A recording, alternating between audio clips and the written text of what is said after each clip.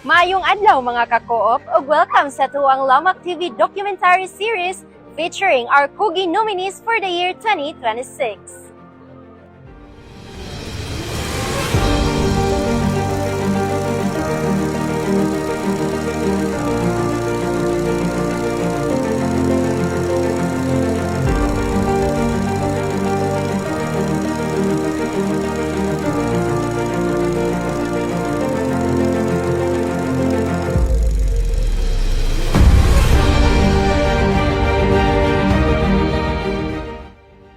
Kay live ta karon no dinhi sa merkado sa San Fernando, Cebu. O karon ato ang kauban ang usa sa ato mga Kugi nominees for the year 2026. Ma'am, pwede ba nimo i-share sa atong mga viewers ang imong ngalan, edad, o ang imong address o asa po ka nga branch sa LMPC na member? Ako si Amy ang akong angga, pero ako jong kung kay Remedios sa Ruminis. 53 years old ko. Taga Pitalo, Barangay Pitalos, Purukulo, Sitio Kiukiu. Kuan, Pila mo edad? 53 years old ko karon niya. Sa akong sitwasyon, gahim sa akong negosyo, sa unang panahon, lisod kay akong kahimtang sa akong pagnegosyo. Sa unang magluto ra kog donut, inana, ang luto. Hangtod nga naay akong nahibawan nga maglamak, magpalon og pang negosyo. So to first gin akong loan is 3,000. Di ako nga nangumpra ko mga RTW, mo to sinugdanan jud nga nakanegosyo ko. Hangtod nga nahihinay daghan akong negosyo na kamao-an, consign mig mga biskwit mo hatod mi sa mitsa may ana. Hangtod gyud nga nagkangadto-ngadto buwaran mi. Hangtod na abot gyud nga nagsari-sari store ko. Mao na ni karon ma'am. Mao ni siya karon og dinagit sa tabang salamat nga naabot jud nako ang among gipangandoy. Gagmay ramig mga kaybalo sa kumbana dili mi dagko grado apan dinagi sa among pagsig kanang loan salamat kadugay mo emergency naman po para ra gid sa tindahan nga mao ni siya naabot na gid nga nahimutang na gid mi kay sa una dili lalim among nahimutangan maninda ra mi diha sa daplin sa multika maninda mi buwad ang tudjud nga gihatag ang grasya sa Ginoo pinagi sa tabang sa lamak nga kung mulon ko di jud ko balibaran ang akong loan sa lamak emergency kaning MPL bitaw regular loan mao na siya nagdubli ang akong loan apan naaragid padong sa tindahan makita ra jud siya. Pila nakabukpuan nimo ma'am? Kanira ang imong physical store? Kanira naata sa balay pan dili naman madang magkuan ba ko diri na lang ako lang giadtos ko igsoon ko lang dito. Isa nag-atiman ani diri ma'am ikaw. Kami jud pangunayan manay Anong importante man ma'am nga pangunayan gyud mo imong negosyo? Ma'am, sa ako lang gid ma'am nga experience kay sa una niagi man jud kog panindira pod. Kung lain jud ang tawo nga moda sa tindahan padung jud ana niya ma-down jud kay lahi man ang pagmahal sa ikaw jud mo ay mangunay sa tindahan kay sa lain tao. Kay ikaw kung pareha namo kami jud mo ay nangunay anugon jud ang matag sintabos nga mawa kay sa lain mo ay magdangaw dili jud na anugonan unsa mawa sa tindahan. So before pa ka na membro na mo ma'am sa Lamak kay niagi sa kag paninda o katong mga donut. Niagi jud ko ana sa ang una jud akong negosyo nga mangluto og donut, manglungag og kamote ana ya.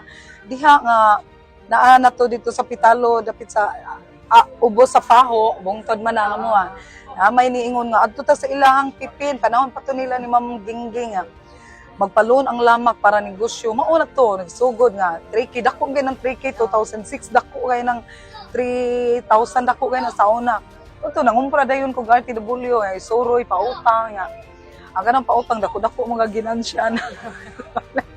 Hangtod jud nga hinahinay jud na iniagi pa kay mi nga mag-pautang ning mga appliances. Pirmero kanang TV o sa kabuok hangtod na jud nga nagka-anam-anam jud ba kay dili man sad bisyoso kung bana magtinabangay man jud ni. Unsay kwarta niya kwarta sad nako mo na wala jud na osik kay wala man mi mag iya-iya sa among kwarta usa jud kana. Before pa ka na miyembro ni Lamak ma'am, unsay pinakalisod gyud nga naagian nimo nga dili gyud nimo malimtan nga nag-motivate nimo ba nga kailangan gyud ko muusan? Tinuod jud na ma'am. Sa una nga akong bana security guard man nga pinakalisod yun, ma'am, di na ako malimtan nga New Year, ma'am, nga ang akong kwarta, 8 pesos ra gyud. Nya, ang ipalit ko 1/4 nga karne nga, ang 1/4 atong karne kay 250 pa man, baho-baho pa jud, maura jud to among gitabangan ang 1/4 na. Nakahilak jud ko, nakaingon jud ko nga moabot ang panahon nga kanang dili kay inaani ra nga ato ang tabangan sa bagong tuig. Pero amo anak ato sara, gamay pa. Pero lisod jud sa tanang lisod kay ang sitwasyon sa una, ang sweldo kininsinas, niya dayon, abot sa kinsinas, magbawal pa kog bahin-bahin. O to ni abot jud sa panahon ng mga to, di jud ni mahimo. Mangluto jud ko og donut, mo to nagluto kog donut. Dito nagsugod. Dito nagsugod nga. Si soroy dili na ko balihon ang init sa adlaw manuroy ko. Mao na to ya. Di man jud kay pila ra biya ang punan sa donut, mangluto kag 2 ka kilo, ibalik pud na nimo ya. Ang to ni abot jud ang panahon nga mao to. Kalon ko og breaking. Mao na to, ma'am. 2006. 2006. Mao jud na yung kuan siya. Ora gyud na di na ko malimtan nga ang loan salamat, ang kwarta salamat grasyado. Para nako grasyado kay ngano. Ang kaingon kong grasya ton kay ako di insad singon nga pagpanghambog nagampom sa Gus Ginoo nya. Ang lamak sa maampuon pud ang una mo sugod. So mo na konektado.